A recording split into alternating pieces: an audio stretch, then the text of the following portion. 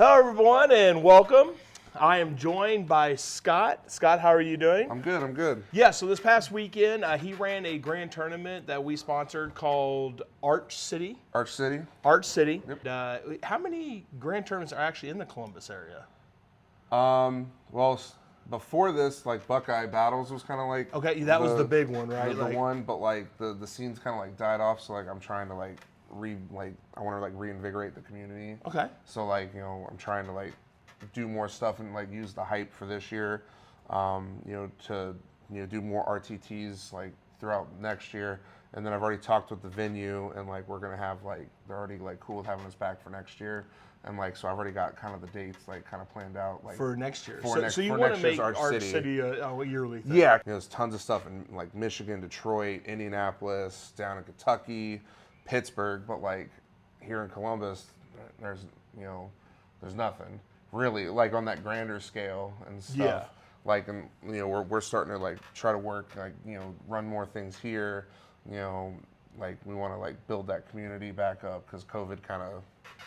Like it used to be like you'd come in on a Saturday and the place would be packed, front to back, guys fighting over tables, and it's like now it's like, guys went to their basements, like shoot, I have a table.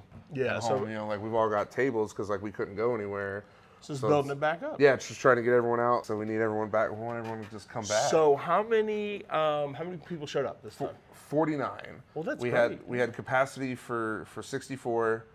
49 showed up, and we only had 3 drops throughout the whole weekend. Oh, that's awesome. Which is phenomenal for like a big GT like that. Let's just talk about some winners and everything like that, yeah, right? Definitely. So, best overall was Pete Hoy. Yes, sir. With Iron Hands. Iron Hands. Pete's been playing Iron Hands like longer than Dirt's existed. Now, was that now was his list kind of typical that you see out of Iron Hands at tournaments, or was there kind of like there's something neat with in there? With Armor Contempt like kind of coming out where like all the Space Marines and stuff kind of get like that additional like they reduce AP by 1. Mm-hmm. Like a lot of stuff is like kind of coming back.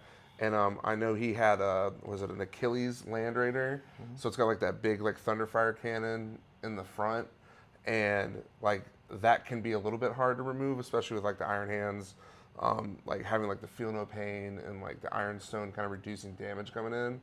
So like he definitely like went hard. He scored like high, obviously like he went 3-2, but like his lowest scoring game was a 77. Okay, even on his losses. Yeah, like as a loss, like that was like his worst game at a 77, which is like phenomenal for most. So players. you actually didn't have any 5-0s, or no? We had two 5-0s. But you when you overalled everything with the sportsmanship and painting and everything. Like that's a big thing. Like we really try to focus on sportsmanship and painting. Yeah. And stuff like GW's really kind of pushing it. They did a lot of changes to where like it used to be like that 3-color minimum kind of thing, and now they actually like have an outline in like the new competitive books. It's like no, like we want you to paint, like put some basing material down. Yeah, and you had stuff. What's the thing called? Oh, I can't think. It was a painting triad. It wasn't a triad. It was, what's that called where you do the points? Like the paint judge? The paint judge thing, yeah. It's something where it's got, it's like... Hobby score? Well, you're like... Oh, you mean the Tinder 3 points around? No. I mean, the actual paint judge sheet had the, it would be like this person's basis, and then you score on basis, and so you go down, hit all the checks, basically, on that. Definitely. Actually, Matrix is the word I was trying to think. Yeah, the painting Matrix. That's what I was trying to think of. Like, the team I'm a part of, like Death or Glory, we... the guys who kind of like run like the bigger portion, they didn't like the Adepticon one, so like they're like let's rewrite it and stuff. So like with that painting rubric, you can score like 300 points, like if you just max everything, which is like pretty hard. Like it depends on the judge though. Like Joe came in from Buckeye Battles, like he's kind of retiring from like TOing and stuff. Mm-hmm. So like I was like, hey man, come judge for me. Like can you do the paint and stuff? And like he really kind of knocked it out of the park. All right, so that was best overall. Your best general, and now this person with the most points, right? Was Brenton Weiss. Yeah, Brenton Weiss. And he had Tau. Yep, he had Tau. Brenton is currently, I haven't looked since last weekend, but he's ranked number 2 in the world for Tau. Okay. At the time. So like Brenton's real good. Like he's like such a smart guy. So he had the most like battle points. Yeah, he was the highest undefeated. So he was 5-0. Yeah, he was 5-0. He had 458 out of a possible 500. Like he won all 5 of his games, so he just scored the highest without painting. So his list, was it brutal or well, it obviously had to be brutal. I mean, he dropped like 40 I points. consider like anything Tau like brutal. That's what you consider. But I know one thing he did that's kind of different that like some people are starting to pick off on is like they have like an airplane. It's not the Barracuda. It's like one of the plastic kits, like kind of plane. And like I mean I saw him playing it and I was like man, it's kind of weird. And then like his first opponent, that thing killed like 9 Dire Avengers, like right off the top of the bat, like mortal wounds. Like I was like wow, like that model like definitely was doing work for him. And like I know like a couple guys like after the tournament, like I see that they have like the same thing. That plane starting to like people. They start ordering the planes. Yep, and stuff. a guy in the back had one tonight and stuff. He's like yeah, I had to pick it up, man. I saw how crazy it was. But he's just like smart. Like he's like really good at like kind of seeing the board. And like I know I struggle with like picking secondaries, and he's like, oh no, I got this. Like bam, and he just like he comes in with like that attack plan. And ready to go. Like yeah. he's just so good at it Awesome. right now. The second best. This is the runner-up, right? Yeah. For best general. So was this guy go 5-0 too, or Yeah, he was our so other he's the other 5-0. His name's Lyle Dixon. And Tau as well. So the 2 5-0 were both Tau. Did he have the plane? No, he did not have a plane. He was doing a little different. He was really pushing into the crisis suits and stuff real hard. Like that's still like really popular. Again, like Lyle's but he had I think 2 hammerheads. Okay. Because like with Knights kind of coming out for like Imperial and Chaos, like those hammerheads can just punish vehicles since they ignore the invuln save. So it's like a flat, I think 9 or 12 plus the like 3 mortal wounds on top of it. It's just like I'll just pick it up, He's getting off the table. Yeah, it's like I'm gonna shoot that or pick up that. He ignores invulns too. And ignores invulns, and it's like AP 5. Like hammerheads are like clutch. So it's just like it was cool to see like they're like it's like 2 different play styles for like the same list, and it just came down to like just who picked up. I think Lyle was 454, so it was literally a 4-point difference. 4-point difference on how many points you could pick it was up. just like a squeaker.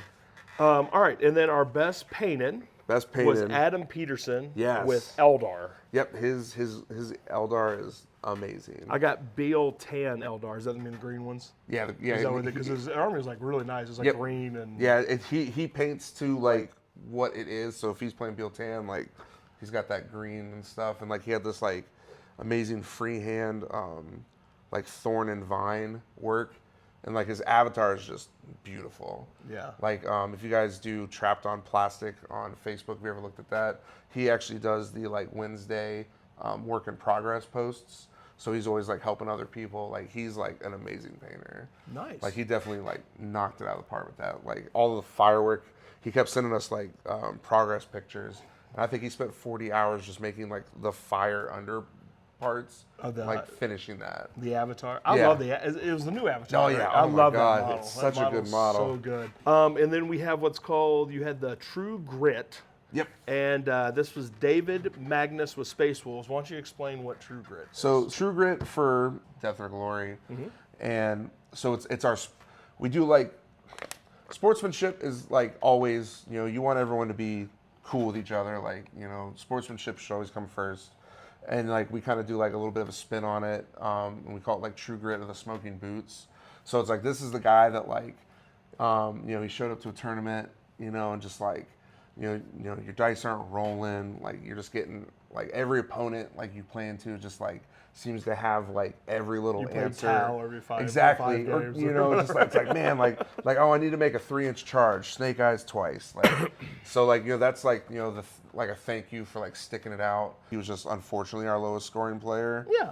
But like he hung in there. He was a good sport about it the whole way through. He didn't drop or anything. Yeah, exactly. Well, we did want to bring Scott on, to talk a little bit about the event because we do appreciate him running that, and it was a great weekend. Everyone had a great time, and he's already said he's ready to do it again and everything. Is there anyone that you want to thank that helps you out? I mean, I want to thank you, of course, like you and like Lynn and just everyone at the Guardtower. You guys give us, you guys help us out and give us stuff. I do want to thank Death or Glory, like the team, just like as a collective group. There's like 100 like active team players over like 4 states now, 4 or 5 states, and without the terrain that the team owns, their terrain is absolutely amazing. Yeah, like without the terrain, like and Pete Hoy, like driving, like Pete drove all of that terrain down in his pickup truck at like 8 o'clock, and we set the whole room up, and like it was just like nonstop on Friday getting ready. Like so, without that, like I couldn't do it.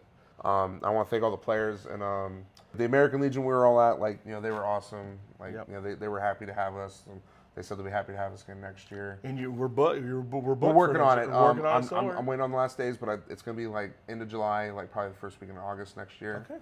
Definitely. The end of August, beginning of September, I'm going to start our next league for the store, like for Guardtower whole. So I'll have details later, but like anyone seeing this, like end of August, we're going to kind of do like an end of summer, Yeah, like if you're summertime sadness kind so of if thing. you're local, yeah, you can come on and All and over play town, us. yeah, definitely. And our 40K nights are at Guardtower West Tuesdays at 6, right? Yep, Tuesdays at 6. Check the Discord. There's also a Facebook group, Central Ohio 40K Tuesday. And then, of course, Saturdays. I've always been 40K here. All right, Scott. Well, I appreciate you coming on, man. Thank you, man. Thank you so much, man. It was an awesome weekend. I'm Thank just you. glad. Yeah, thank you. All right. Have a good one, y'all. We'll see you around. Bye.